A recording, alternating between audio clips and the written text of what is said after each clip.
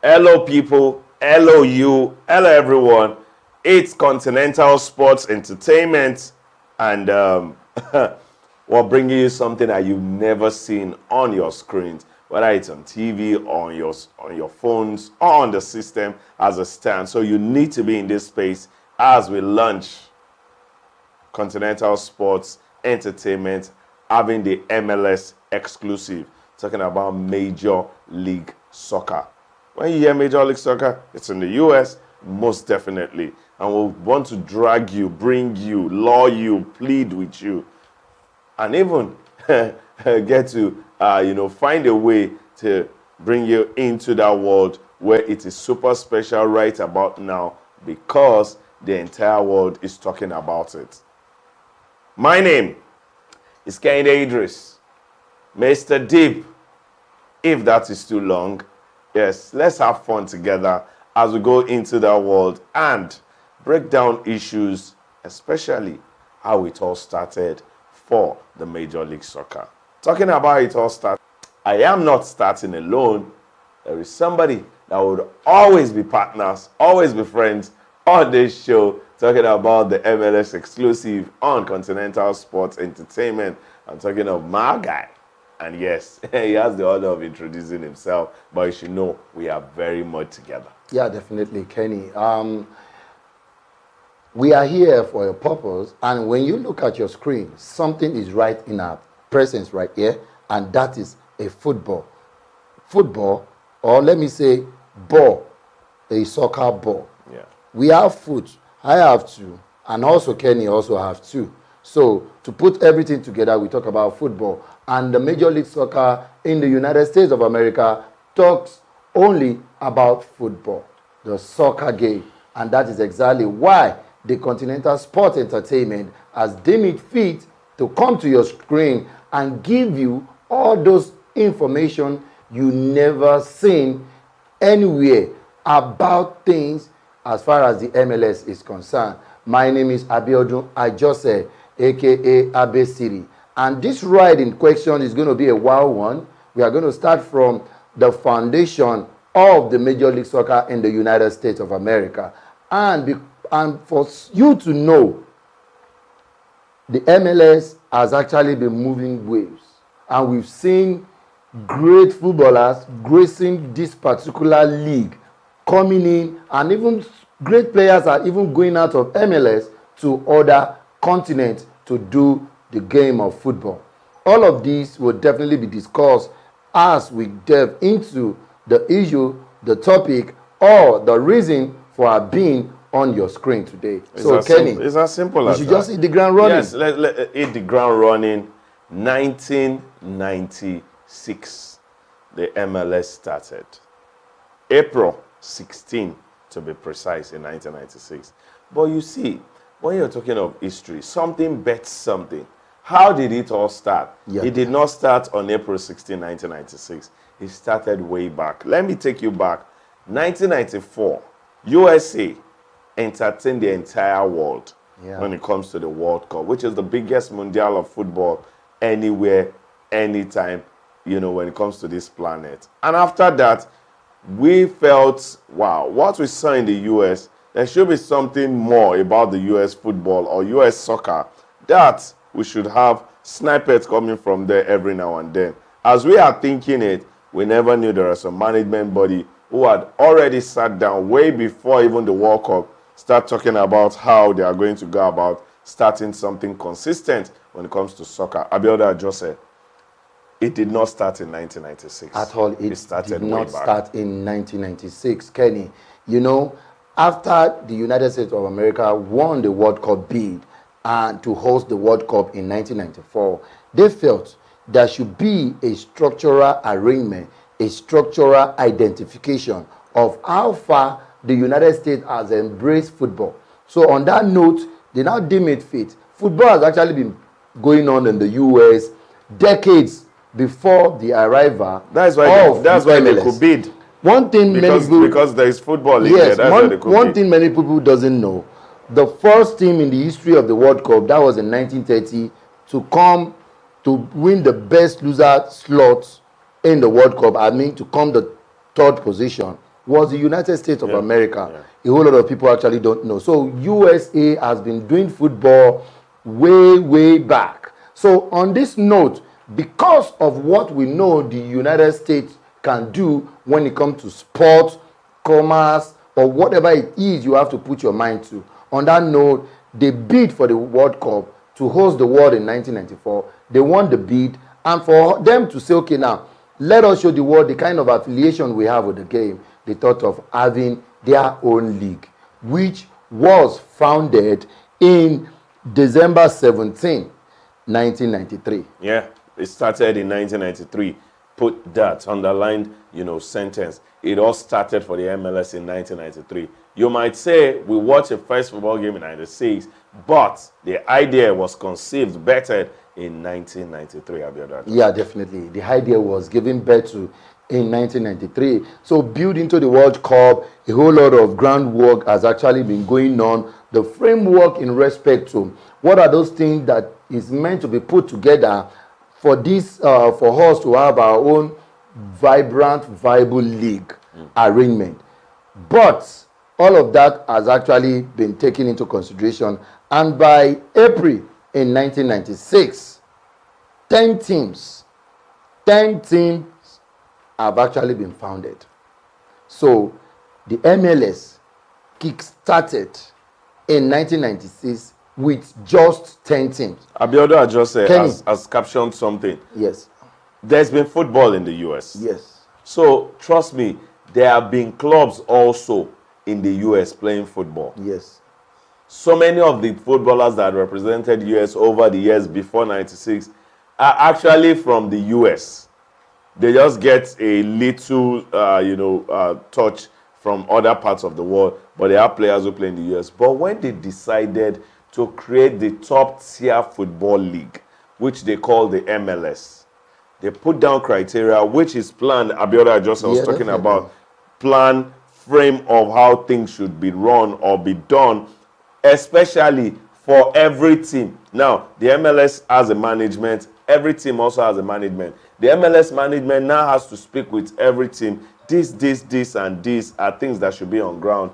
If you don't have this, you cannot start. Yeah, definitely. And at the end of, scrutinization, checking, 10 teams were able to meet up with the standard that the MLS wants to start with. Yeah. And they started in 1996. In April. And the reality about all of that was the fact that, fine, you can definitely say the United States has this soil that helps development, any developmental arrangement to thrive. They're a developmental country. America has always been a developmental country over the years. In whatever sector you might want to put your mind to. I totally agree. To quickly say this, but all of this actually did not come on a juicy kind of arrangement, because why there were ups and downs as far as the MLS is concerned. Is that after the 10 teams that kick-started the MLS season in 1996, after those teams came to be,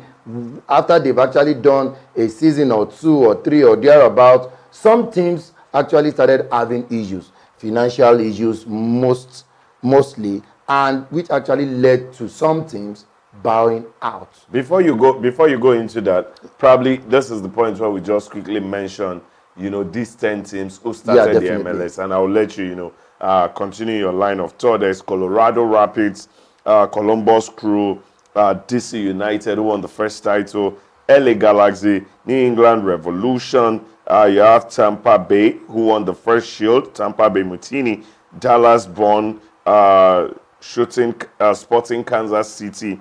There is NYNJ, Metro Stars, and San Jose Clash. Yeah. These teams are the 10 teams that started the MLS. And in my reading out these names, I mentioned 2 things. DC United won the very first title. And they are the most successful. As far as the Tampa Bay Mutiny, won the first Shield. They are now folded. So Abiodun just said you were on a line of thought. Yeah, definitely. And to put your mind to it, a whole lot, some of these teams that was actually listed out right now could not cope with the pressure of running these clubs. And even some of those teams actually went off, and some came back Change their being names. revived, change their names, Yeah. and a whole lot of drama, stories like that actually happened. But in the real sense of it, let us quickly talk about what are the things that has actually been put out as far as the MLS is concerned when we talk about 2024. Because while MLS, by December 17th of this year, MLS will clock 31 years of being in existence. Yeah. And that's something. So within that space of 31 years, there have been ups and downs, and there have been fantastic moments, and very a low whole lot of moments. things, a whole lot of let me say terms that we definitely need to put across to you. Now in the MLS, they actually don't run it. Some of the things they do, they don't run it like some of the leagues in Europe or in Africa or in other countries in the Americas. Now, to start with, there is what we call supporter shield. Now, supporter shield, Kenny, to quickly, let me not go there right immediately. Now, the MLS was actually formed and grouped into two: the Western Conference and the Eastern Conference. So clubs were actually had to have two different the US is so big. sort of arrangements Super because big. of the land size so big. of the United States. Yeah. So on that ground, and let me quickly say this again, it is MLS is not, as today is concerned, MLS is not just restricted to teams from the United States. Yeah. 26 teams right now are from the United States, while 3 are from Canada. Yeah. So in that calculation, you should know from 10 teams 30 years ago, now they are now 29 teams. And it's been said I will soon get 30. Yeah, or will definitely. Soon hit 30. It will hit 30. To put it into perspective right there, one way or the other, after those 10 teams were actually formed, they were being grouped in 2 different regional kind of arrangement. Conferences. The Eastern Conference and the Western Conference. As at 2024 that we are talking right now, we have 29 teams in the MLS, 26 from the United States, and 3 from Canada, which means some teams, even in other sovereign environment, actually deem it fit to want to align themselves. I was still waiting for the likes of Barbados. Exactly.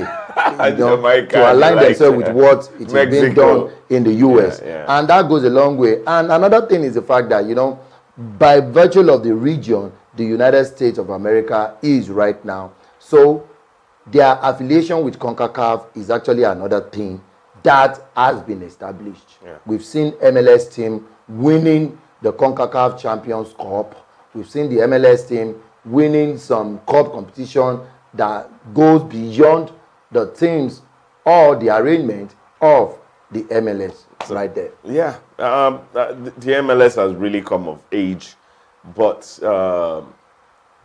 there is something about growth. There is something about development.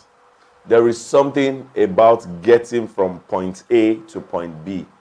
When I mean point A to point B, I mean point A, which is the lowest, to point B, which is another height, then point C, which is another great height, and all. It's the fact that you have to be intentional. You have to be disciplined with your intentionality. And that is what the MLS management had done from day one. They wanted this, and they were intentional. Now, one of the first things that I heard coming from the MLS, they checked templates from around the world. And they said the template we are going by for the MLS, that is to start the MLS, is the championship template in England. They did not say the EPL or the Premiership. They said the championship because they are true to themselves. They know they are going by the template of the EPL or the Premier League, the La Liga. It comes with a whole lot. Teams needs to be trusted first before investments come in. Fans also need to trust these teams before they now start putting their monies, like buying souvenirs, and all of that, paying for tickets, paying for tickets to be at games. These are things that was put into consideration, and they felt, okay, let's leave it at the lower level of some leagues. Like England, which is the championship, how do they run the championship? And they took that template, expanded it to their own. One of the things you'd also know, with American sports, USA sport, is the dynamism and also the creativity that comes with every sport that happens in the US, which makes it super interesting to follow. And they love their baseball, they love their basketball, they love their athletics and all of that. It felt like a bit football was, in a backseat where, they don't even call it football, they call it soccer. But they know that these people love anything that is our own. That is, I'm talking of the US citizen. They love anything that is their own and continues to grow. So they had to give them, explain it to them. And one of the things that was explained is you have to have a certain number of fan base, which is fantastic, which gives birth to every team in the US is very communal. If there is a stadium, if there is a team here, know that the entire community in that area actually are in support. They take it like their own. Exactly. So. Number two, you have to build stadia in the place the MLS gives to you. The MLS does not just allow anybody, anywhere I want to put. Probably everybody would have been in Miami. They have designated locations. And some of those things they try to consider is the accessibility of the fans to this area. And also they were trying to spread it out. If you allow everybody wants to be in Miami. Yeah. Everybody wants to be in New York. But now you can have teams in Tenerife, in Tenerife, in other parts and all. And that's a beautiful one. Then also, as a chairman who wants to start, the MLS, what is your bond? What kind of money do you have?